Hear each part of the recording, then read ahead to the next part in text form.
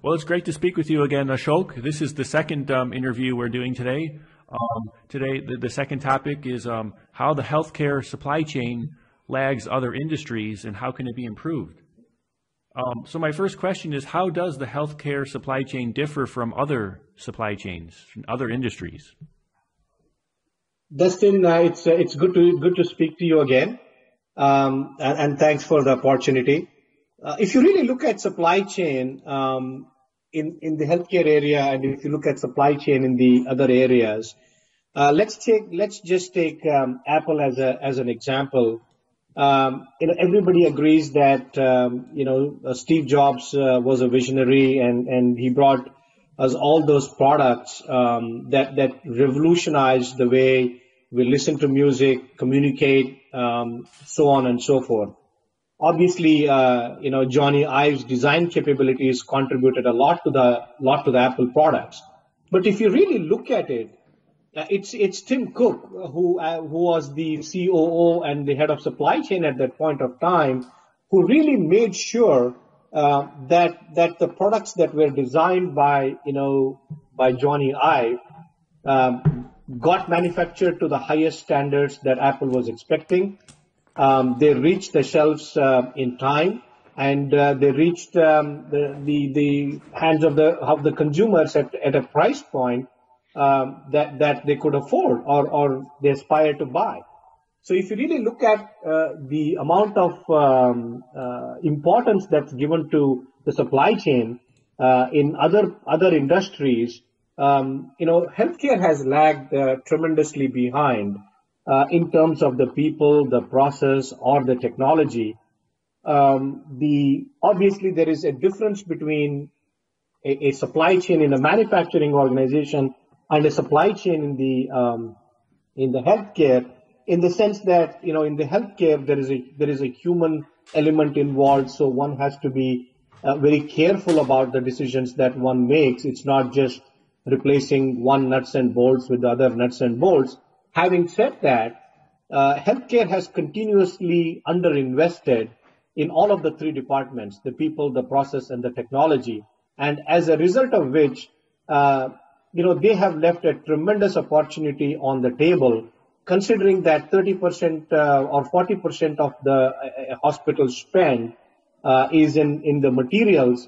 There is a great opportunity for healthcare to invest and take the right approach so that hospitals are being profitable, and by being profitable, they can serve a larger portion of the people, and hopefully the savings that they generate can actually be passed on to the recipient.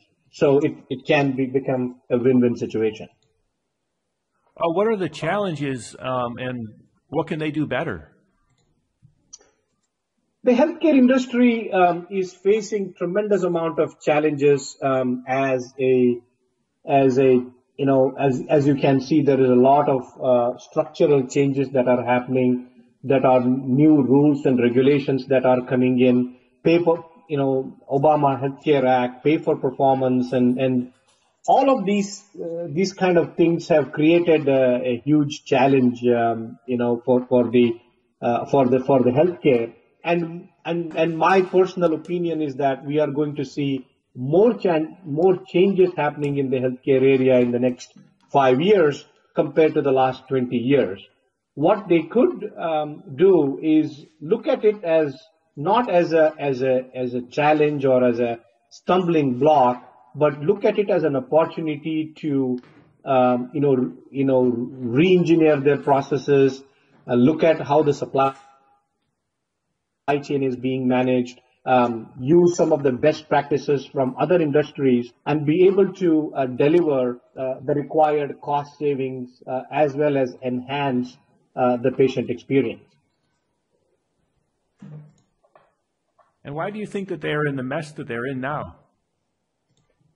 Well, variety of reasons, right? To be honest, historically, supply chain has not been the core competency in the healthcare area. Majority, and as it should rightly be, that all the emphasis has been on, hiring the best physicians, hiring the best doctors, getting the best equipment in place so that we in the United States provide the best patient outcomes to those who need it. So as a result of which, somehow the supply chain has taken a backseat. And also there has been a lot of consolidation in the last couple of years. When a merger and acquisition activity happens, you end up with a lot of different processes, you end up with a lot of different technologies, and so on and so forth. And that obviously adds up to the chaos. But there are a couple of things I personally feel that supply chain could have done better. Is they could have been should have been in the driver's seat instead of being in the passenger seat. They could have taken control of the supply chain and managed it with the best resources, bring about the intelligence within their buying behavior and use that intelligence to be able to actually guide the CFO about how does one go about generating the cost savings in supply chain.